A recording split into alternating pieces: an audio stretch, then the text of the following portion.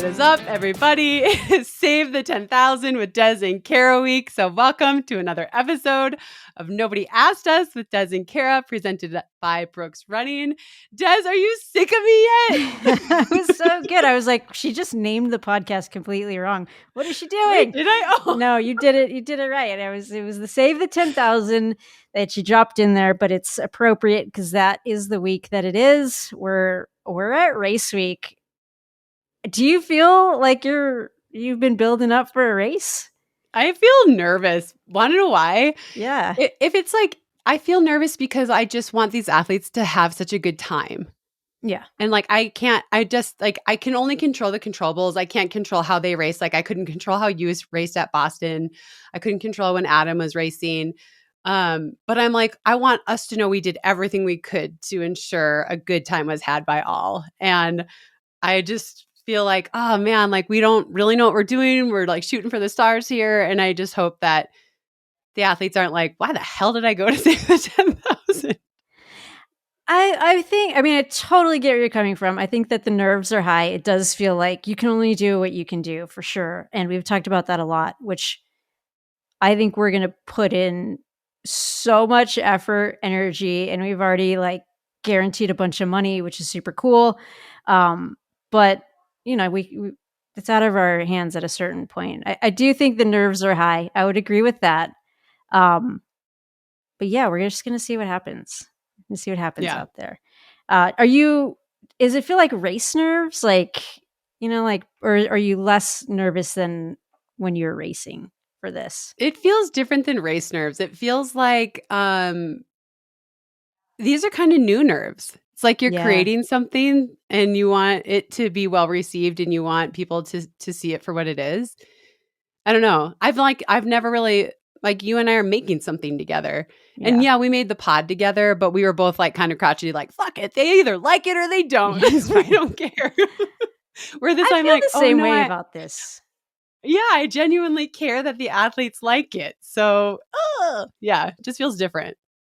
I'm not worried about the athletes. I think that the athletes that show up are going to like it. You know what I mean? Like, we're provided an amazing stadium. We've got the lights. Like, we've pretty much set the table where all you have to do is run, which is like best case scenario.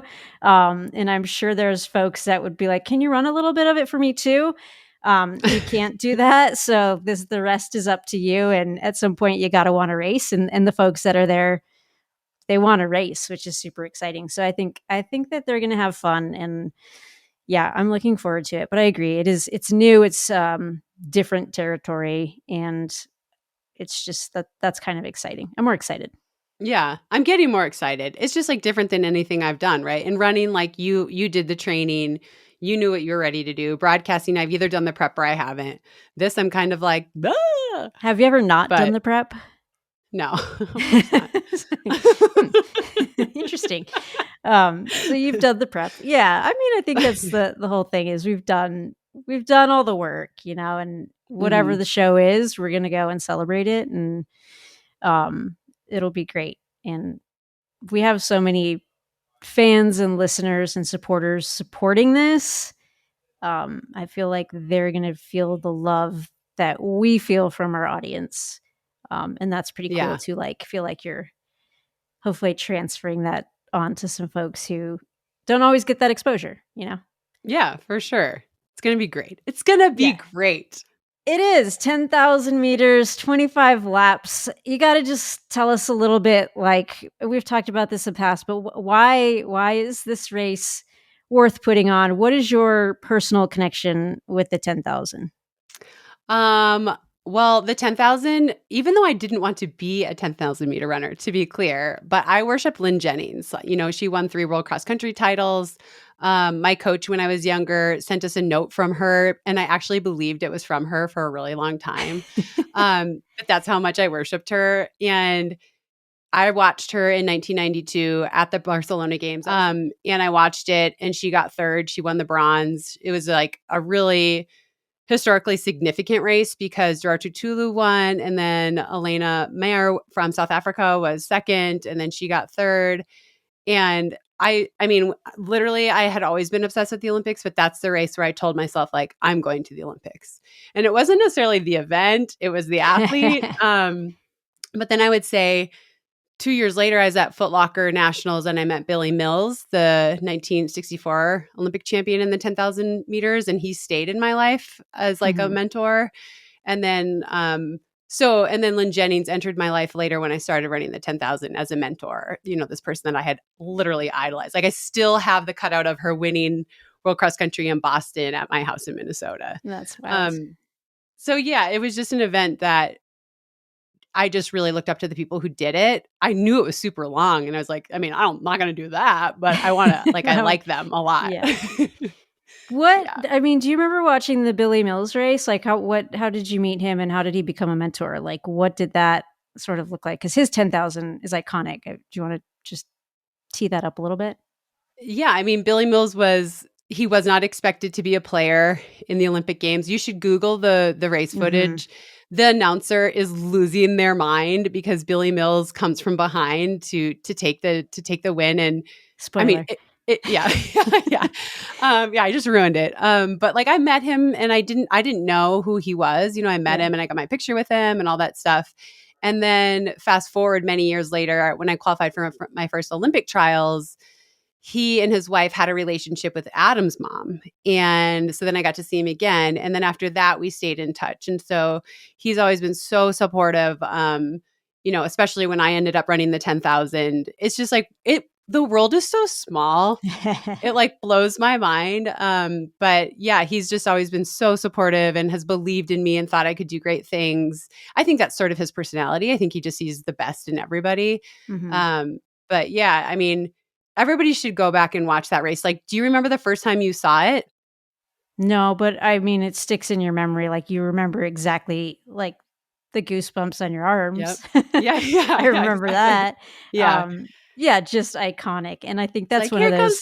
Here comes Mills. Yeah. That's one of those like videos that makes you believe that anything is possible, which is so powerful because you're like, of course he's not going to win. Like he's not like barely in the frame.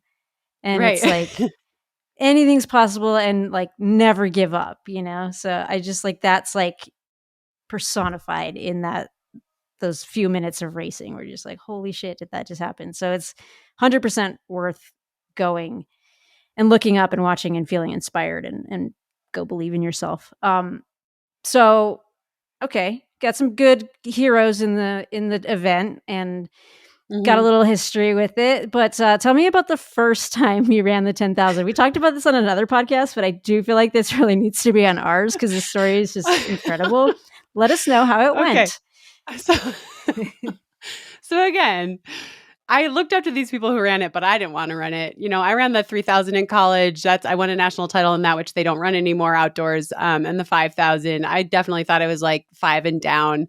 But I had been injured a lot right after I graduated from college for like a few years. So in 2000, I want to say it was 2003. I'd have to look it up. It was either 2003 or 2004, but I think it was 2003. I hadn't run. Like I had been injured and I didn't have a qualifier for the national meet. And Mark Wetmore was like, you cross-train so much. Your strength is so good. You just have no speed. Like, let's go down to Palo Alto and let's get in a 10,000. One of my teammates, college teammates, who was also running post-collegiately was running. He's like, you and Molly Austin, like you guys can get in there and run a 10,000 and it'll be great. And I'm like, okay. I remember not really wanting to do it, but like, maybe this will be my thing. Like maybe I'm going to like find out I'm amazing at the 10,000 test. It was so awful. This is the story. This is the trajectory. Like the first one, she's lights out good, built for this, made for this. Tell us. No.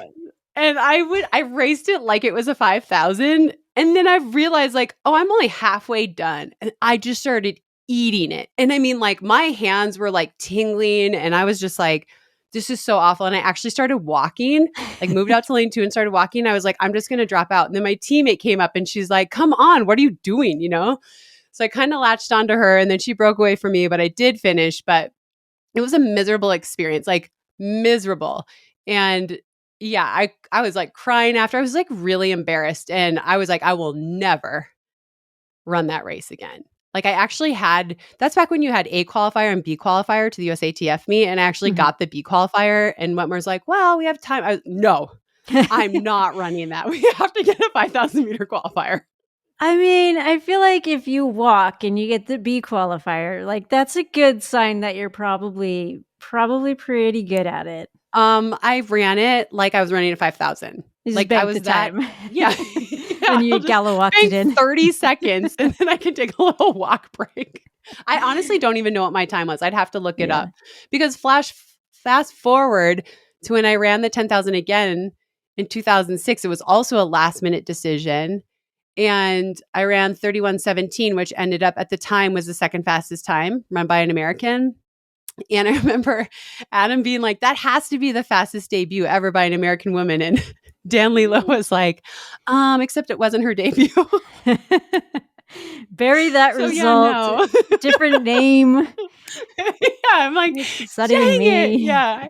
And like, that's how bad it was. And I forgot that I had ever run it. Like, that's how bad it was. So what was like, how did you erase that memory? And like, what made you sign up for it the second time? Like, did you just have to forget it to go do it again? Oh, yeah. Basically, it was like, I'm trying to remember. I was trying to hit all the world qualifiers, right? It was an off year. There were no world champs, but I had set my goal for the season to run the qualifying time in the 1,500 and the 5,000. And I think I already had gotten, I don't remember the order. Anyway, I had gotten the 5,000 meter time, but it was really hot and I snuck under it. I did get it, but we thought I could go faster. And I was supposed to be running in London. And then like literally 6 days out, they changed the 5,000 to a 3,000. Nice. And that's when I was being coached by Alberto Salazar. And he was like, you don't need a 3,000. Like you need more races that you actually need to learn how to race. And he was like, so there's this 10,000 in Helsinki. And I did like panic. I'm like, no, you don't understand. I ran a 10,000 once. It was awful. And he was like, let's just go to the track. We'll run a few laps. So we went to the track and I ran a few laps at like 75-second pace. And he's like, that's all you have to do. Like, that's all it takes. And yeah, like I think 4 days later, we were on a plane to Helsinki. And I was like, that's kill wild. me. Yeah. So what was that race like? Were you thinking about past experience or were you just like so locked in on pace? Did you have pacers? Like what, just break down the race a little bit. No pacers. No, it was, I can't even really remember everyone who was in it. I know Benita Willis was in it and she was world cross country champion. Yeah. So I was kind of in awe that I was in a race with her. And I just kind of was like, I'm going to kind of like, I'll just stay with her as long as possible. And the pace was a little bit quicker than we thought it would be. We thought it would be around 5-minute pace and it was a little quicker, but Alberto was like, you're fine. You're doing fine. And I did feel fine, you know? And I was nervous to hit the halfway point because that's when everything fell apart the first time. Yeah. But we got through 5K and I didn't feel good, but I didn't feel any worse. And then it just kind of kept clicking like that. And then when there was like 2 laps to go, Alberto was like yelling, just take the win. And I was like, I'm hanging in here. I'm trying. Like, we're running fast. Yeah. Doing my best. Like I'm actually running all out. And I think Benita might've won. I think I was maybe third. I don't remember. Yeah. But what was crazy about it is like, I survived it. I was happy with it. And then Jen Rines was also in the race. And then when we were cooling down, she's like, oh, you just became the second fastest American. And I was like, what? And what was significant to me was that I passed Lynn Jennings because she's my idol. Yeah. Yeah. Full circle moment. In that race, like this first time you're really like competing at a high level and like finding out that this is your event, like were you aware of like tactics or like the hard parts of the race, or was it just like I don't have any expectations, so I'm just running? I was more just like learning if I could do this event. Like Alberto had a lot of confidence that I could do it. I didn't. And so honestly, I just kept waiting for the wheels to fall off. And then once I got to like 7K, I was like, oh, I mean, I'm working hard and I'm tired, but the wheel, like they're not going to fall off. Yeah. I'm going to get through this. I can finish and stay alive. Yeah. I'm going to survive. Like, that's always like, I might die. Like, oh no, I'll live. I'm actually going to be fine. Yeah. What do you think the hardest part of the 10K is? Like, what's the challenge? I mean, obviously the distance and then you start getting towards the end, but I feel like there's mental, just because it's so long. Like, did you ever feel that like a mental section where you're like, this was always the toughest part? Yeah, I think that 5K through 7K part's hard. Like, when you were younger, I don't know if anyone ever told you this, but like my coach used to always be like, "Oh, you fall asleep on the third lap of the mile." Mm-hmm. Like you have to wake up Mm-hmm. in the third lap of the mile. That's how you're going to get a new personal best. And I think that's kind of how it is in the 10,000. Like there's a lot of excitement. You're seeing the laps are clicking down on the counter, and then you get through 5K and you're kind of like, ugh, you kind of want to settle, right? You kind of want to Yeah. like settle into it. And that's where, if you're going to have a breakthrough, you got to stay on it in that part. What about you? Because you're a silver medalist also in the That's 10,000 true. No, from the Pan Am Games. the So Pan Am Games.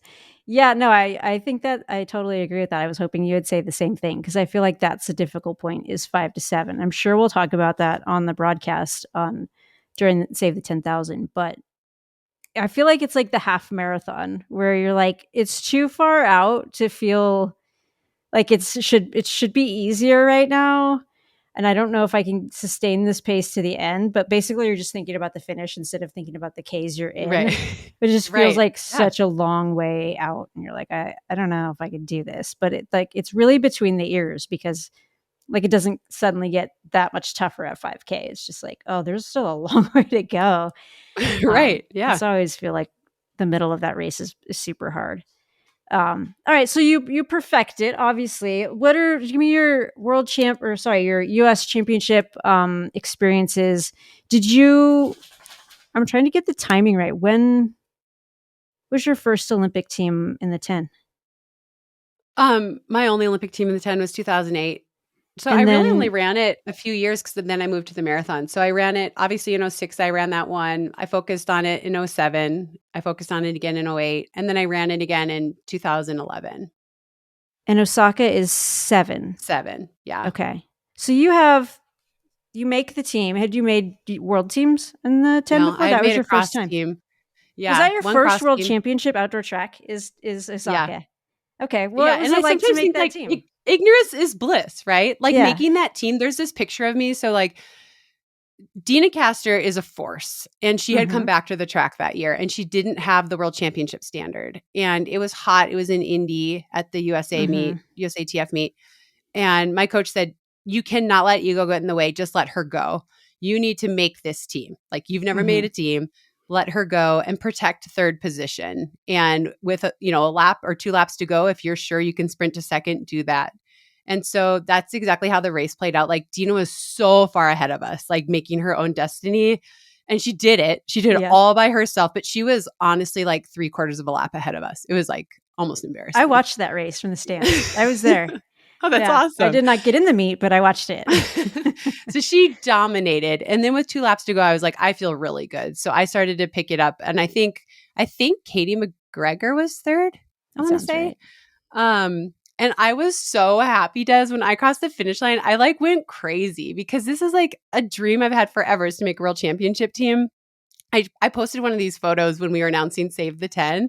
Like, I'm just like, yeah. And it's like, I just got my ass kicked at the US championship. That's so But I'm great. I know moving exactly on. what photo I'm you're moving talking on. about. Yeah. No, that's survive in advance, right? Yeah. Yep. And so then, then the whole thing was like looking at the history of the 10K at the championships. They're often super tactical. And, just trying to really work on a lot of closing speed because I knew I had strength at that point. And then we just, Mm-hmm. between that and the world champs, we just worked on a lot of closing speed. Is that like, did that give you a lot of confidence? Like, you obviously can cover the distance. You're not going to die. You're figuring out where to make the moves, how to like get through the mental grind in the middle. Was that like, did you feel like that was a missing piece that was going to help you close that gap to Dina? Or were you like, I'm just going to go there and like do the best I can and whatever that is, it is? Or were you Yeah. like, No I'm ready to disrespect to compete? Dina. No. Yeah. No disrespect to Dina, but I was like, I'm going to be the first American. Yeah. I was Yeah. like, I I feel know like it. that's I believe in myself now. I know I can run this distance. Like the USA meet, it wasn't easy, but it was very, very controlled.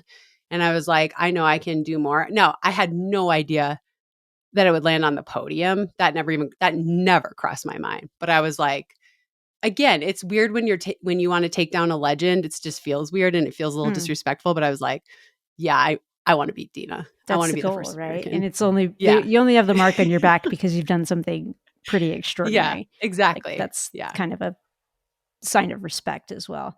Okay, so we go to Osaka. We've made the team. I'm feeling good We about made the us. team. Yeah, it was really good. Feeling good about us. We're learning the event.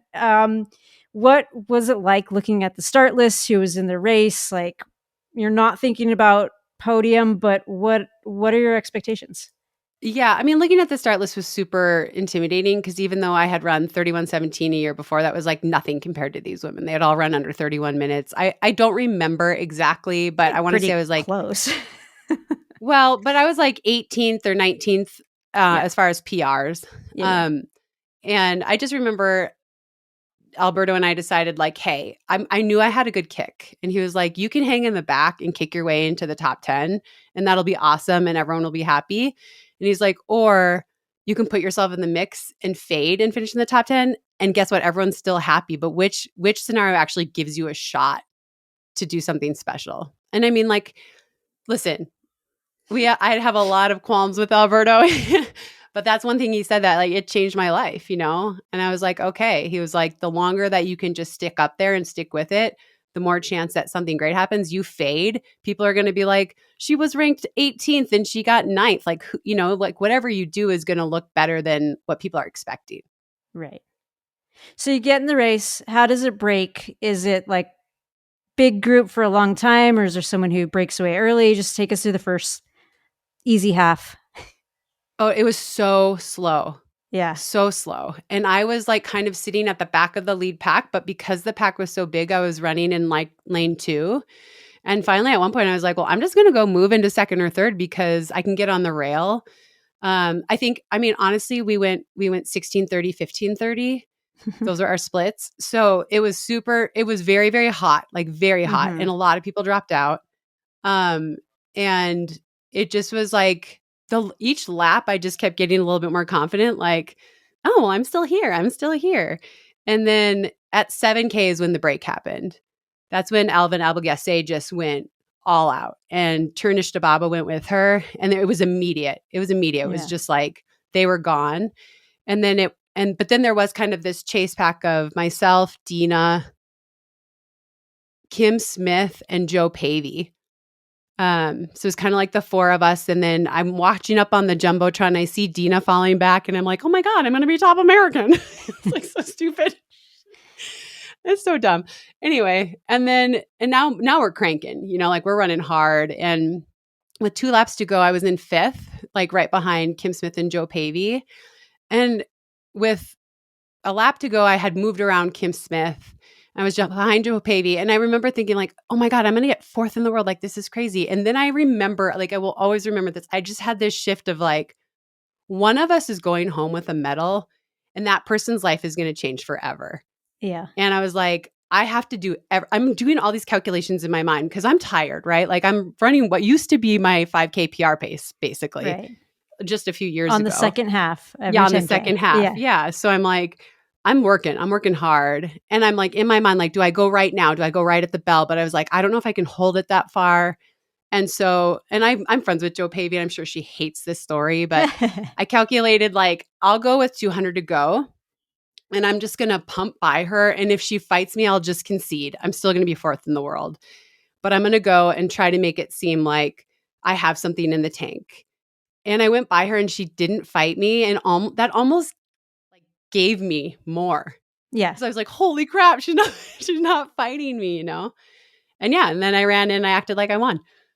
I went No, crazy. I mean, I think that that was such a victory. I mean, there's different victories for all of us. And I think it is interesting how you can test people and it doesn't make you feel better, it doesn't make them feel worse, but it reminds you that everyone's hurting. Yes. And you're like, oh, like everyone's as tired as I am. And I had now this is like a window of opportunity. Like Yeah. I can make her break mentally. Like Kara's not tired just by testing her, which is Yeah. really cool. And it sounds like you obviously had an amazing kick after working on that for so long. And yeah, it was iconic. You said you felt like it was going to change your life. Did it? Did you Oh, feel yeah. that in the aftermath? What was the aftermath Yeah. like? What was Podium, all the things? Tell us about it. I mean, I had no idea how it worked. Like that day of the race, Adam was like, well, I'm going to put your podium outfit in bring your podium outfit. And I was like, what? And I was like, I'm not going to podium. And so he brought my outfit, but the ceremony was actually the next day. Like, this is all stuff we had no idea, you know? Like, we went through drug testing. I do remember Alberto saying, Abligese is going to test positive, which she ended up testing positive 8 years later when they retested our samples. But I was like, I don't care. I don't care. This is like crazy, you know? And yeah, I remember we went out, like, got through drug testing. It took a long time. The only place that was still open was a pizza place. Dina happened to be there. And I went over and, like, probably it was obnoxious to her, but I genuinely was like, I could have never done this without you. Like, you've pushed American distance running so far. Like, I couldn't have dreamed this big without you. I called my mom. I finally called my mom, who didn't even know it was me because my hair was in a ponytail during the race. And I always wore it in a bun, but it was so hot and humid that it came out. And so my mom was like, wasn't even sure that it was me. Like, she was like so ridiculous. Makes me question the broadcast, but okay. Yeah, I know. Well, and they didn't know who I was. They were calling me Dina and stuff. Oh, funny. Yeah. And then they finally had to correct it. I've never seen the footage, but I've been told by people at NBC that we failed that one. And then that night, like, I used to check the IAAF website every day and read articles. And that night my photo was on there and I couldn't believe it. Yeah. It was me throwing my arms up. Like, Tierney's photo wasn't on there. Mine was. And then the next morning we got woken up because Sonia Richards-Ross called the room to tell me congratulations. Cool. And the next day I went over to this Nike hospitality suite and spoke to all these reporters, and like, it just, nothing was ever the same again. And that got me into road running because I got offered to go run at the Great North Run. I was going to run the 3,000. I had already said I'd run the 3,000 there. They had a road 3K. And then I got offered money I couldn't turn down to run the half. And then I ended up running well there. So it literally in one moment, it changed my life forever. And that has to be why you love the event so much, among other things. Well, yeah. But that, I mean, that story is so special. And I think, like, the people who are watching it remember it as well, you know? And I think you talked about it a little bit, like, you went up to Dina and it was like, I couldn't have done this without you. And so much of that was what she was able to accomplish with global championships and the Olympics and, like, those medals and those moments. And then you have yours change the trajectory of your career. Now, I mean, was there anything else you want to add? Because I want to take us to, like, what your medal did for other people on the track. Is there, like, what am I missing? Oh, no. I mean, I think that's pretty much it. It was, you know, like, you dream of those situations. And I will just say, like, I just wanted to say that sometimes I think of the 10,000, I liken it to the Boston Marathon, where it's kind of like, it's not necessarily the fastest person who's going to win on the day. It's who's the smartest. And I think that's why obviously I didn't have the success in Boston you had, but Boston was my favorite marathon. I really, like, another thing I love about the 10,000 is at a championship race with no pacers, a lot of tactics come into play. And I feel like it gave someone like me, who was not the fastest person there, but who was a good racer, it gave me an actual fighting chance to do something. Yeah, I think that's a really great point. And I think we've both done this in the past where we're like, well, it was windy that year, or it was hot that year, or, like, a lot of people dropped out. And it's funny that we do that, and we shouldn't. And I'm trying to stop, but it's also like, that's sort of what makes it interesting and special. And anybody can win on the day. Like, if you give yourself a chance, if you're close, if you're smart. And we've both benefited from that. And, like, it's been kind of twisted into, like, well, they got lucky, but that's exactly what the event is. It's about finding the opportunities and the difficulties of the event, the difficulties of the day, and the challenges. And then, like, if you can exploit those where other people are like, oh, this is too hard. It just creates an opportunity for, it feels like a more even playing field. Yeah. I'll say. Yeah. Right. I get it. I know I relate to you a lot on your Boston victory because I know people have said it was bad weather, but it doesn't matter because everyone faced the same weather. And also for you, it's especially insulting because you've done so well there in multiple other years. But it was good weather. But it was good weather. Then it was too good. Yeah, like, you can't win, it's basically. It's too good. Like, I don't know what to do. But no, I think that that's such a fun part of the event. And I think, with Save the 10,000, it is that opportunity where you're like, just get people into the meets, like give them a chance to work this event, have the opportunity to set themselves up to do something special at the next stage. So I feel like that is just like a highlight on what you accomplish in Osaka, and is like full circle back to this. But obviously after that, like the medal changes your life, but you get to watch, Molly Huddle and Emily Infield running down that last medal. Like, what's it like seeing the impact that you had make other people kind of believe that that's possible, and you probably be like, well, I don't know if that was a thing or not, but it definitely was. Like people saw that and it was like, oh, like why not me? And it's not an Mhm. offensive thing, but it's like, yeah, American distance runners can do that. Like you opened the gates for us. What was it like watching that after you stepped to the roads? Like, Yeah, I mean, I think the reason it got so much attention is like it was just a bronze medal. It's been upgraded to silver, but I think it was because we had kind of as Americans been like beaten us that we couldn't compete at the 10,000 or the mm-hmm, 5,000 even. I want to say that there was a 15-year gap between um medals, not in the marathon, but on the track in global championships. It was Lynn Jennings to me, 15 years. And so, but then after that, it was like rapid fire. Shalane won one the next year. Emily Anfeld was third. Molly Huddle's fourth in 2015. Galen Rupp wins a medal. So I think, and now Grant Fisher's won a medal. So I do think sometimes it just takes, yeah, it just takes that one person doing it. Like, not that Dina wasn't tremendously successful, but we had seen success from her and Meb on the roads, right? mm-hmm. And we still had that lull, a lot of near misses, but that lull on the track. So, I mean, it I do think it's true. Like you see people win stuff and you're like, "Well, I can do what they can do." You know? I have what they have, and I think that matters. I think that helps move the sport forward. I think of Emma Coburn and Courtney Frericks in the steeplechase. Like, Mm-hmm. Courtney Frericks has the lead in the last lap and Emma's like, "Wait a minute. I know I Right. can run with you." And then they Yeah. go 1-2. So I do think, yeah, those moments matter for, I think about, Joni to Dina to Molly, right? You can kind of make these ties throughout time. And I even think about with you, Shalane won New York in 2017. And it's like you were right with Shalane at the Olympic Games the year before. And then you come out 6 months later and win. So I just think success breeds success from other people. Yeah. Was it gratifying watching that, like rewarding, or did you not like connect it to yourself? I definitely did not connect it to myself. But as I've gotten older and look back, I feel like, not You like should. I need to toot my That horn, but I'm maybe you kind of should like, a oh yeah, little I bit. helped get that ball rolling a little bit. Yeah, Yeah. for At the sure. time I was just like, oh shit, everyone's getting better and I got to step it up. But when I look back, I'm like, oh, that kind of was like, I mean, it's crazy because when I look back, it got so much attention. And again, I didn't win. But I think it was just because Americans had sort of just accepted that we couldn't compete at the longer distances on the track. And S- yeah.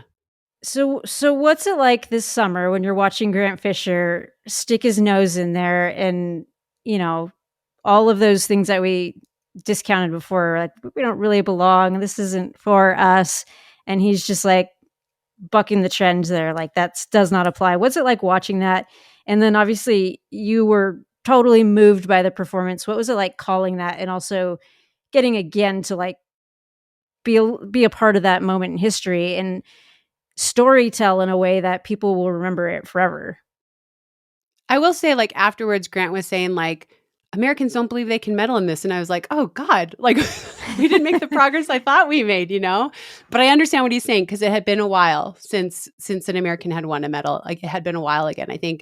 Um, no, Emily in 2015. So it had been 9 years since we had won a medal at the global stage in the event again. I think watching him run that race and knowing how much it would mean. Listen, I'm not supposed to have favorites. I'm not, when I'm calling for NBC. I'm not supposed to like favor one nation over another. But again, this is just an event that it changed my life in such a profound way. And seeing him figure it out in real time, it was awesome. It was just so awesome. And I did get choked up. And I've gotten choked up before and they're kind of like, get it together. But I look around and everyone's choked up. You know what I mean? So Yeah. I didn't have any comments afterward from anyone on the team. It was just so awesome to see him believe in himself and to know there was a chance and to just keep fighting for it. There was a few times where, you know, he was in it and then he got cut off a little and you could tell his momentum got cut off. And that would be so easy to spiral and be like, it's gone. But instead he reattached himself and worked his way back in. So I don't know. It was an awesome moment. And I think I really believe that it set a tone for the US men because then in the distance events, they just hammered after that. You know, I know that Connor and Clayton didn't come away with medals, but they ran awesome too. And it just like sort of set this tone the whole meet that of, again, that whole thing of like, if he can do it, I can do it, you know? Right. Yeah, I think it helps people believe they belong. Yes. I think that was a big part of it. What type of tone do you hope that Save the 10,000 sets for our runners, and for people watching 10,000 meters on the track? Like, what do you hope to accomplish with this event? Same event, but in a different way. You've called them, you've ran them, you've medaled in them, and now you're hosting a 10,000 meters. Like, what's the Carrie Goucher gold medal for meet director? I mean, I really hope that the people in the stands and the people that choose to watch, like, appreciate the race. You know, one of the coolest things that came from Paris 2024 was JJ Watt, who knows nothing about distance running, you know, tweeting, I couldn't turn off the TV. I never thought I'd watch a 10,000 meters. It was so interesting.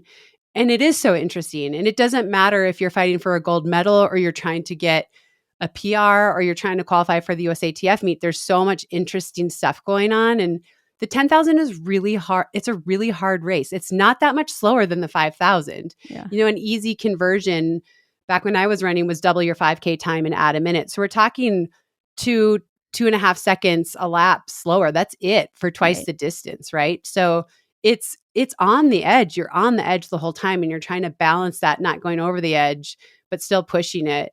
And I just think it's a beautiful event. And I feel like when it's not talked about properly, people go, oh, boring. Oh, or they'll say, oh, they just sat around for 8K and then they kicked or whatever they're saying. But there was so much that happened in that first 8K that if you don't know what you're looking for, you can't appreciate it, you know? Yeah.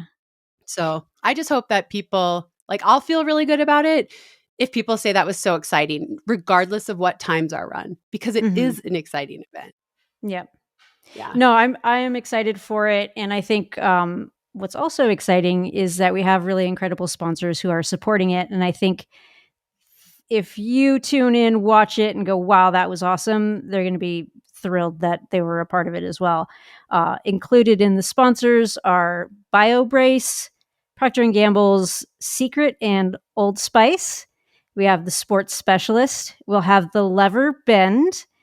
And we have Brooks Running providing the free streaming broadcast, and Pacers Running giving some swag to our live podcast guest. Who did I forget? Call me out. I think you got everyone. Yeah. Yeah. And we just can't appreciate these sponsors more. I mean, they're taking a chance on us. A lot of them are not typically in the running space, let alone the 10,000 meter space. So we're just pumped that they think there's value here. And we hope that the athletes feel that when they're out there on Saturday. I think they will. I'm excited for it. Thanks so much for letting me grill you on this one. Thanks for taking me down memory lane. I appreciate it.